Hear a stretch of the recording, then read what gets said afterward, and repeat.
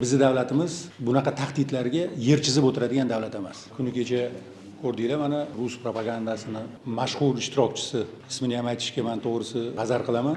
Biz jamiyatimizga bir narsani tushuntirishimiz kerak, hurmatli fraksiyadoshlar. Vahimaga o'rin yo'q.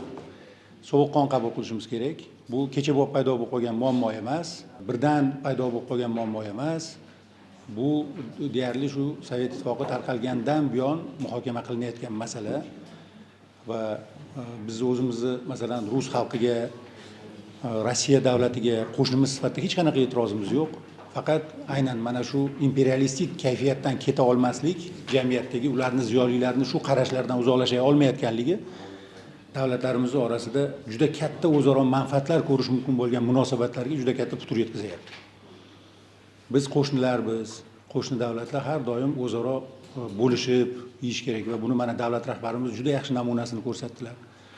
Markaziy Osiyoda qanaqa notinch bir holat bo'lib turgan paytida davlatlar o'zaro manfaatlarini kelisha olmay turgan bir paytda davlat rahbarini tinchlik, xotirjamlik bilan o'zaro manfaatli munosabatlar mintaqasini yaratish taklifi qo'llab-quvvatlanib, butun Markaziy Osiyo mana bugun butun dunyoga jozibali namuna bo'la oladigan bir mintaqaga aylandi. Barcha davlatlar, 5 ta davlatlar o'zaro bir-biri bilan kelishib, ham iqtisodiy manfaatlar hech kimga yetmay qolayotgani yo'q. Mana hammamiz o'zaro manfaatda, demak, butun dunyo investorlari uchun jozibali bir mintaqaga aylandik.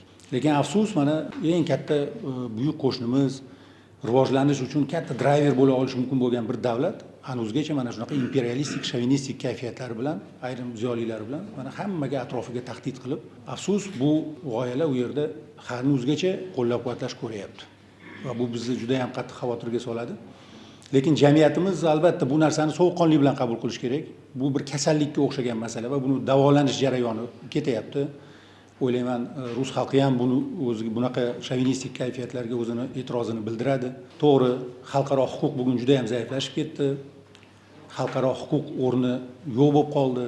Buyuk kuchlarning hammasi kuchga tayangan siyosat yurityapti.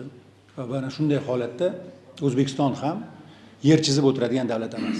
O'zbekiston ham o'zini hamkorlari bilan, o'zini strategik sheriklari bilan, butun mintaqadagi birlik, birdamlik bilan, ichki mustahkamlik bilan doimo o'z manfaatlari va o'z qarashlarini himoya qila oladigan davlat. Bizni bunaqa buzg'unchi bayonotlar bilan kayfiyatimizni buzish mumkin emasligini jamiyatimiz ko'rsatib berishi kerak.